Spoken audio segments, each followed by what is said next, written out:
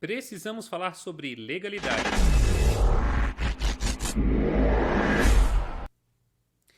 Olá, eu sou Bruno Fai e eu vim conversar um pouquinho com vocês sobre o filme Legalidade. A gente está aqui direto de Gramado, acompanhando a 47ª edição do Festival de Cinema de Gramado e acompanhando, né, os principais filmes da mostra competitiva brasileira, assim como a mostra latino-americana, os curtas gaúchos, tem bastante coisa rolando. E o filme Legalidade foi apresentado aqui numa sessão especial, voltado para a imprensa e convidados, apareceu bastante gente aqui, foi bem ovacionado, afinal de contas ele leva, né, para o público uma história que é bem gaúcha, mas também é bem brasileira. A história em si, ela remete a um momento da história do Brasil, no ano de 1961, mais ou menos no final do mês de agosto de 61, em que Brizola, né, o Leonel Brizola, que é o papel do Leonardo Machado, né, que faleceu, né, o ano passado, em 2018, tanto que o filme ele foi colocado em memoriam, né, ele foi oferecido em memória a ele. Ele faz o papel de Leonel Brizola no momento, né, em que ele está lembrando da morte, né, de Getúlio Vargas, só que neste mesmo momento acontece a renúncia de Jânio Quadros. E esse movimento da renúncia acaba criando uma certa confusão em que as Forças Armadas ameaçam um golpe militar. E aí o Leonel Brizola, ele é uma das grandes frentes, né? Ele acaba liderando um movimento de resistência que durou 14 dias dentro do palácio na capital, em Porto Alegre. Essa história é uma história bem importante aqui para os gaúchos, é bem importante no Rio Grande do Sul, bem conhecida deles, mas não é tão conhecida no resto do Brasil. E isso é uma das funções que o diretor Zeca Brito pretende remediar, uma das coisas que ele pretende que o Brasil conheça um pouco mais a sua própria história. Inclusive a gente conversou, né, com o Zeca Brito, ele falou bastante sobre a importância desse filme. Afinal de contas, a gente está numa edição de Gramado bem política, uma edição que fala muito sobre questões da educação, cultura, políticas públicas, políticas sociais, muitos filmes falam em termos de filme de resistência. Bacurau é um filme de resistência muito forte sobre a questão da memória do Nordeste, da memória da população. O filme como O Homem Cordial, que fala também sobre essa questão da empatia, essa questão das diferenças sociais, a ausência do Estado e a ausência das forças junto à população. E aqui também nesse filme, né, que tem o nome Resistance em inglês, né, o Legalidade, ele também traz essa temática falando sobre a importância das instituições brasileiras, as instituições democráticas, através dessa história que, na verdade, é uma história que corre com 3 personagens fictícios, uma espécie de triângulo amoroso, que é formada pela Cleo Pires, que faz uma jornalista que tem, na verdade, ali, o nome dela é Célia Ruiz, ela tem uma espécie de um segredo que ela carrega, junto com outros 2 personagens, no qual ela fica como se fosse tipo indo de um lado ao outro com esses 2 personagens.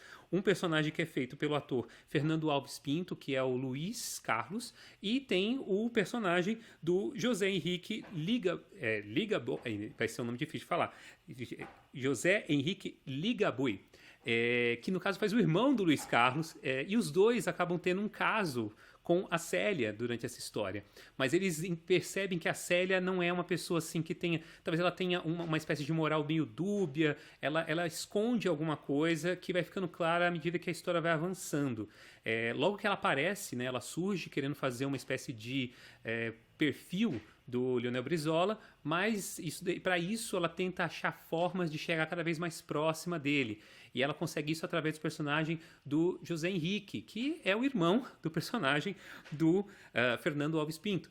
No caso, os 2 têm, vamos dizer, visões diferentes e têm questões relacionadas à questão comunista, que era muito presente também na época, essa discussão. Há grandes discussões sobre essa ameaça, né? Afinal de contas, tem toda uma subtrama e que pega o lado histórico do que efetivamente aconteceu naquele momento.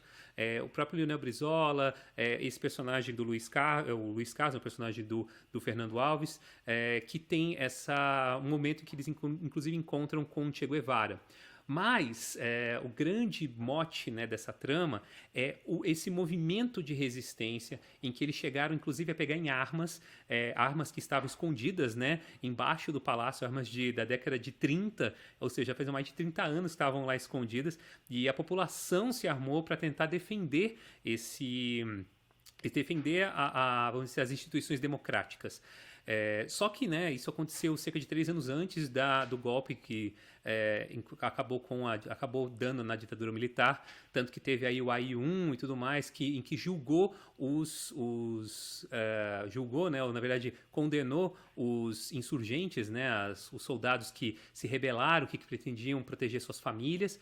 E, bom, a gente conhece essa história agora, né, através da visão desse triângulo, desse trio de personagens que foram criados especificamente para tentar mostrar um pouco dessa trama que é tão pouco conhecida do brasileiro. Paralelo a isso, ainda tem uma subtrama de uma personagem que é feita pela Letícia Sabatella.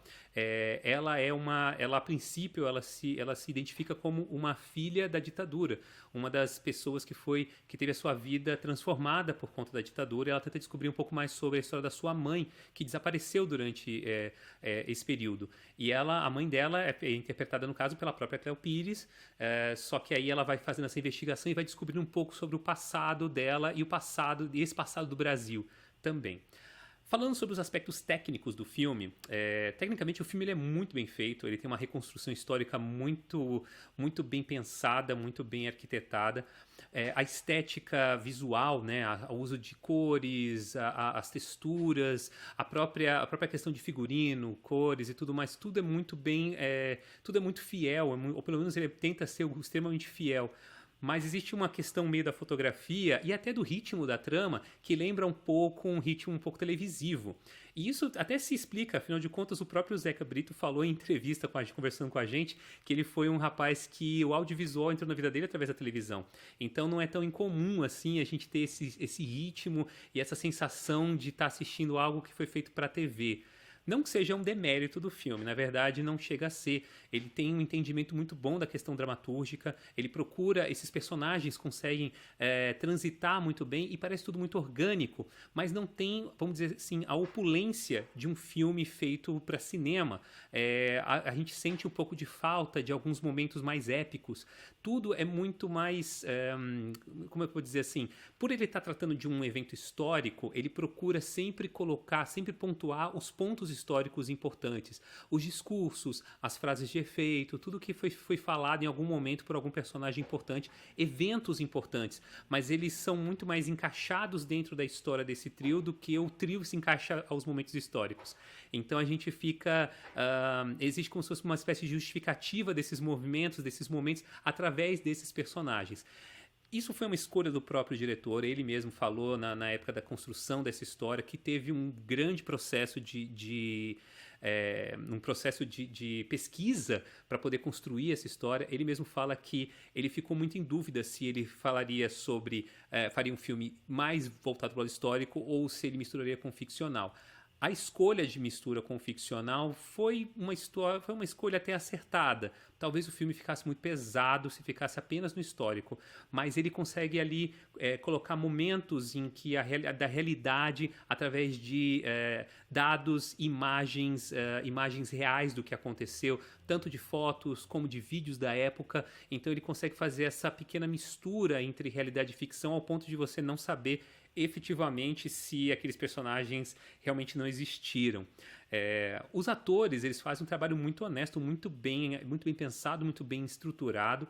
A Cleo Pires, né, além de atuar também, né, ela trabalha ali meio como produtora, ela é uma dos personagens mais importantes na trama, ela transita o tempo inteiro, ela está praticamente em todas as cenas, e é um peso muito grande. É um personagem, como a gente conversou, como eu falei anteriormente, que tem um certo aspecto dúbio.